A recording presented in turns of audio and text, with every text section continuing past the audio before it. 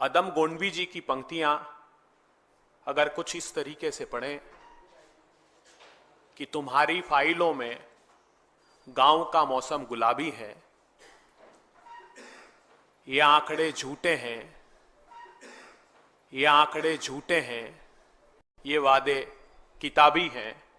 तुम्हारा पेन चांदी का, तुम्हारा सूट सोने का, मगर किसानों के घर में आज भी फूटी रकाबी है। ये पंक्तियां मोदी सरकार के किसानों के प्रति रवैये को चरितार्थ करती है। बीते 10 साल में मोदी सरकार ने जो किसानों के साथ दुर्व्यवहार किया है, उसकी एक लंबी कहानी है। कहते हैं ना, पूत के पांव पालने में दिख जाते हैं। सरकार ने आते ही जो किसानों के खिलाफ एक के बाद एक निर्णय लिए,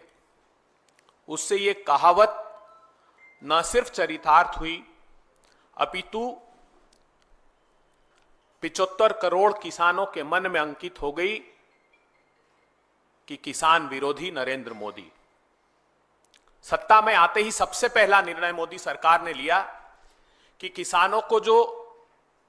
150 रुपए का बोनस धान और गेहूं पर प्रांत की सरकारें दिया करती थी समर्थन मूल्य के ऊपर, वो जून 14 में एक आदेश जारी करके सभी राज्यों को कह दिया कि अगर ये बोनस आपने देना जारी रखा तो हम आपका समर्थन मूल्य पर से अनाज खरीदना बंद कर देंगे। दूसरा निर्णय लिया दिसंबर 2014 में, जब एक के बाद एक अध्यादेश लेकर आए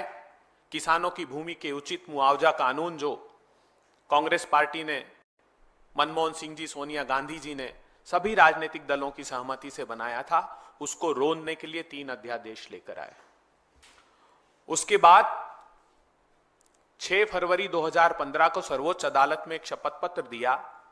और यह कहा कि अगर किसानों को लागत का 50% ऊपर समर्थन मूल्य दिया तो बाजार डिस्टॉर्ट हो जाएगा। अर्थात व्यापारियों के साथ मोदी सरकार खड़ी हो गई और इस बात से साफ इनकार कर दिया कि वो 50% समर्थन मूल्य कॉस्ट के ऊपर देने को तैयार है। प्रधानमंत्री जी ने बरेली की रैली में 28 फरवरी 2016 को एक घोषणा की कि 2022 तक किसान साथियों आपकी आय 2 गुनी कर दूंगा। मगर पता लगता है कि 10 वर्षों में एनएसएसओ बताता है कि किसान की आमदनी 27 रुपए प्रतिदिन रह गई है और 74,000 रुपए का औसत कर्ज किसानों पर देश भर में हो गया। फरवरी 2016 में ही खरीफ सीजन में सीहोर में प्रधानमंत्री जी ने एक रैली को संबोधित किया और कहा कि विश्व की सबसे अच्छी फसल बीमा योजना में किसान भाइयों के लिए लेकर आ रहा हूं। उसका हश्र यह हुआ कि आज निजी कंपनियों ने 64,000 करोड़ रुपए का मुनाफा कमाया। किसानों को तो उसका लाभ नहीं मिला, मगर निजी कंपनी मुनाफा योजना बनकर यह योजना रह गई।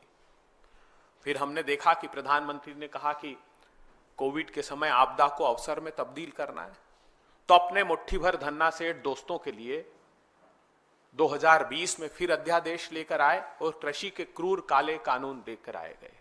अब आज पता लगता है कि वो क्रूर काले कानून, नीति आयोग में उसका मसौदा